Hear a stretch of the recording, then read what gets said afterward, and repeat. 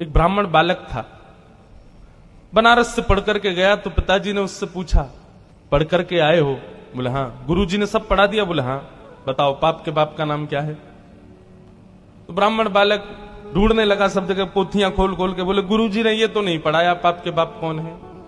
बोले जाओ गुरुजी से पूछ के आओ या ढूंढ के आओ, और जब तक तुमको पाप का बाप ना मिले घर नहीं आना।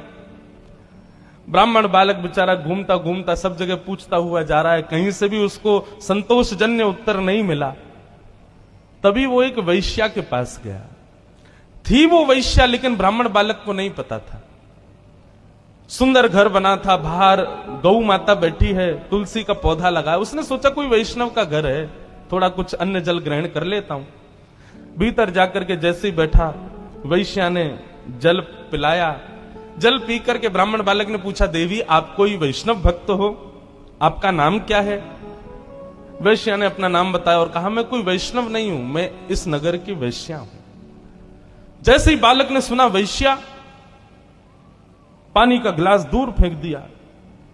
बोले ओहो, अब तो मुझे गंगा जल में नहाना पड़ेगा, कपड़े सहित नदी में कूदना पड़ेगा, मैंने बहुत बड़ा अपराध कर दिया, पाप का बाप खोजने निकला था, पाप कर दिया, एक वैश्या के घर का पानी पी लिया मैंने, अरे राम राम राम राम, पुण्यम पापम, कान पकड़ने लगा। जैसे ही जाने लगा, वैश्या ने रोका।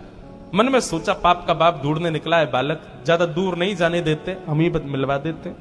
पैर पकड़ लिए, बोले भगवान आप जैसे लोग भूले भटके मेरे घर आते हैं, ऐसे मत जाइए ना। 3 दिन से आप भूखे प्यासे घूम रहे हैं, पाप के बाप को खोज रहे हैं, क्या पता कितने दिन तक नहीं मिलेगा, 2-4 रोटी खा जाइए, कुछ प्रसाद पा लीजिए। ब्राह्मण बोला, तेरे घर का पानी पीने से मैं अपवित्र हो गया और तू कह रही है मेरे घर पे भोजन पा लो? महाराज आपको दक्षिणा में 5 सोने की मोहर दे दूंगी मैं, अगर आप मेरे यहां का प्रसाद पाओगे तो। बालक ने मन में विचार किया है तो वैश्या, अब पाप तो हो ही गया है, जनेऊ तो बदलना ही है, नदी में स्नान तो करना ही है, प्रायश्चित्त तो करना ही है, तो फिर एक संग ही कर लेंगे। अब 3-4 दिन तक बाहर घूमेंगे, कुछ तो चाहिए, दक्षिणा मिल ही जाएगी। अच्छा ठीक है, लेकिन हम अपने आप बना के पाएंगे भोजन, तुम्हारे हाथ का नहीं पाएंगे। वैश्या बोली, जो आज्ञा आप पाओ। रोटी बनाने के लिए बैठे तो वैश्या बोली, मेरे घर पर आप आए और आप अपने हाथ से रोटी बना रहे हो, मुझसे देखा नहीं जा रहा। मैं 5 की जगह 7 सोने की मोहर दे दूंगी, रोटी मुझे बनाने दो। हाथ धो करके बालक उठ गया, बोले लो बनाओ। वैश्या ने रोटी आदि बना करके थाली में रख करके सन्मुख पधरा दिया। बालक जैसे ही पाने के लिए बैठा, वैश्या ने हाथ पकड़ लिया, बोले मेरा मन होता है मैं अपने हाथ से आपको खिला दूं। बालक बोला, भाग जाऊंगा यहां से, तुम्हारे हाथ का पाऊंगा मैं, तुम्हारे हाथ से खाऊंगा। 15 सोने की मोहर दे दूंगी मैं दक्षिणा। बालक ने मुंह खोल लिया, लो खिलाओ। वैश्या ने कवल तो नीचे रखा और कहा, महाराज अपने पिताजी को जाकर के कह दीजिएगा, पाप के बाप का नाम है लोभ। बताइए, आप मेरे घर का जल पीना पसंद करते हैं? कभी नहीं।